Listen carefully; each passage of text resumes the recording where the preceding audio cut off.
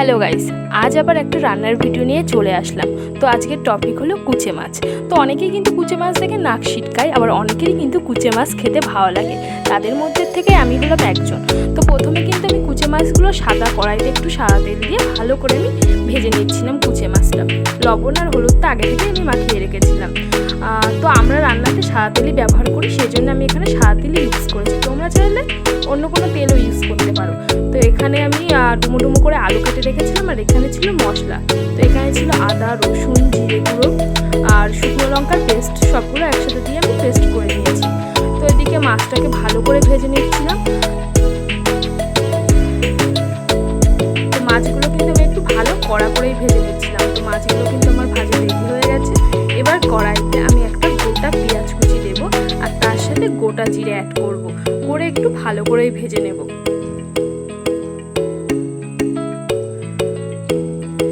তো ভাজা ভাজা হয়ে গেছে। এবার যে আলুগুলো ছিল আমি আগে থাকতে হলুদ আর লবণ গুঁড়ো মাখিয়ে রেখেছিলাম, এবার আলুগুলো দিয়ে একটু ভালো করে ভেজে নেব। তো আলুগুলো ভাজা ভাজা হচ্ছে। তো এখন গ্যাসের ফ্লেমটা লো টু মিডিয়ামে রেখে কিন্তু আমি দেখতে পাচ্ছ আলুগুলো একটু লাল লাল করে ভেজে রেখেছি। তো এখানে ছিল পেস্ট, আমি আগেই বলে রেখেছি। এখানে আছে আদা, জিরে, শুকনো লঙ্কা আর রসুন, সব কিছু দিয়ে একসাথে পেস্ট করে নিয়েছিলাম। তো এবার ভালো করে কিন্তু আলুটাকে কষিয়ে নিতে হবে। তো সবগুলো উপকরণ দিয়ে কিন্তু আমি আলুটাকে ভালোভাবে কষিয়ে নিচ্ছি।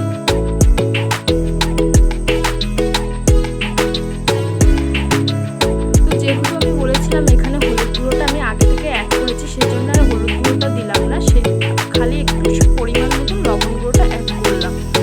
তো দিয়ে এবার মাছগুলো আমি দিয়ে নেব, দিয়ে এখানে ভালো করে কষিয়ে নেব সবগুলো উপকরণকে।